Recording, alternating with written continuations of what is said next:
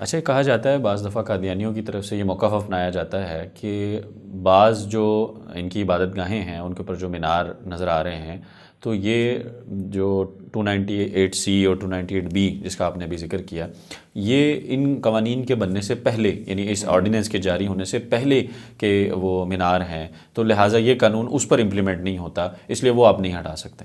قانون قانون ہوتا ہے، صحیح۔ جب قانون آتا ہے تو دیکھا جاتا ہے کہ اس کی وائلیشن کہاں کہاں پر ہو رہی ہے، چاہے پہلے سے کیوں نہ ہو رہی ہو۔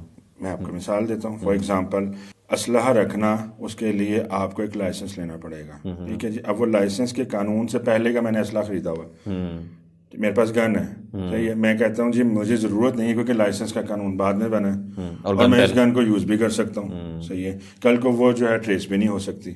تو ایسا نہیں ہے، مسلمانوں کو کنفیوژن سے ہٹانا ہے نا۔ اب یہ تو نہیں پتہ چلے گا، مسلمان جا کے پہلے آرکیولوجی تو نہیں کرے گا کہ یہ آرکیولوجسٹ سے تو نہیں نہ پوچھے گا کہ یہ 84 سے پہلے کی بنی ہوئی ہے مسجد۔ 84 کے اندر یہ قانون آیا تھا 26 اپریل کو کہ یہ 84 سے پہلے کی بنی ہوئی ہے عبادت گاہ یا اس کے بعد میں بنی ہے۔ بعد میں بنی ہے تو جی اس کی لک اینڈ فیل چینج کر دی جائے تاکہ کنفیوژن نہ ہو، دھوکہ نہ ہو۔ اگر پہلے کیا تو اجازت ہے۔ مطلب اس قانون کی بیسک ریزن جو ہے وہ مسلمانوں کو دھوکے سے بچانا ہے، کنفیوژن سے بچانا ہے، تو وہ چاہے وہ 84 سے پہلے کی عبادت گاہیں ہوں، قادیانیوں کی 84 کی، معاملہ تو وہی رہتا ہے کہ اگر اس کو نہیں ہٹایا جاتا تو مسلمان کنفیوز ہوگا، تو لہٰذا وہاں بھی امپلیمنٹ ہوگا اور جو بعد میں بنی ہے ان پہ بھی امپلیمنٹ ہوگا۔